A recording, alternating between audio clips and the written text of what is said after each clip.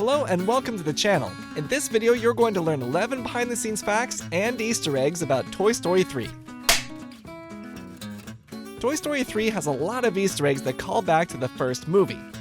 For example, the opening scene of Toy Story 3 is based off of Andy's playtime at the beginning of Toy Story 1.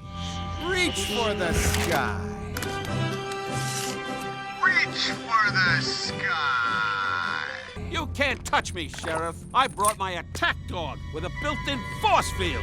You can't touch me, Sheriff. I brought my attack dog with a built-in force field. Well, I brought my dinosaur who eats force field dogs. Well, I brought my dinosaur who eats force field dogs. The 95 on the front of the train is a reference to the year that the first Toy Story was released. And the train itself is also a reference to the Lily Bell train used for the Disneyland Railroad. More than 2 million monkeys were used in the making of this stunt, and many of them were even animated by hand. Pixar frequently includes Easter eggs to hint at the studio's next upcoming movie, which at the time was Cars 2, so Finn McMissile was put on a poster hidden in Andy's room. Even though Toy Story 3 was released 11 years after the sequel, they were able to get most of the cast back to voice their characters. The only voice they had to replace was Slinky Dog's, because Jim Varney sadly passed away a year after Toy Story 2 was released. Not only was Pixar able to get almost all of the main characters to return, but they also were able to get some of the minor character actors to come back too, such as Jim Morris, who voiced Andy in Toy Story 1 and 2, and they also got Eric Von Detten, who played Sid, to make a cameo appearance as the Garbage Man. The Sunnyside welcome scene was one of the most complex in the whole movie because of all the elements happening on screen at once. In order to finish the scene without it slowing down the movie's production schedule, the entire animation team was asked to stop what they were doing to have everyone begin working on the welcome scene, which took the entire team 2 weeks to finish.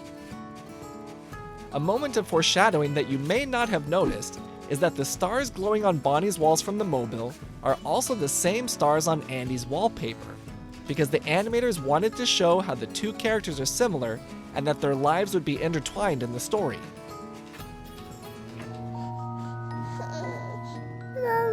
For Big Baby's Mama line, Pixar auditioned so many babies that they weren't focused on each of their names, just how they sounded.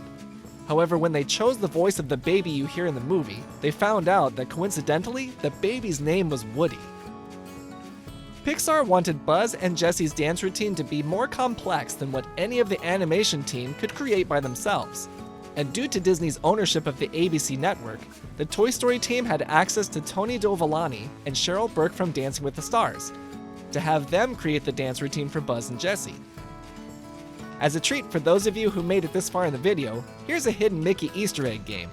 Can you spot the hidden Mickey ears in this scene?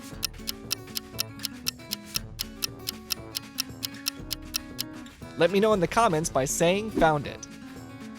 If you'd like to learn more facts about other Pixar movies I've done on the channel, click the playlist you see on the left. Or to see a video from my channel that YouTube suggests for you, click the video on the right.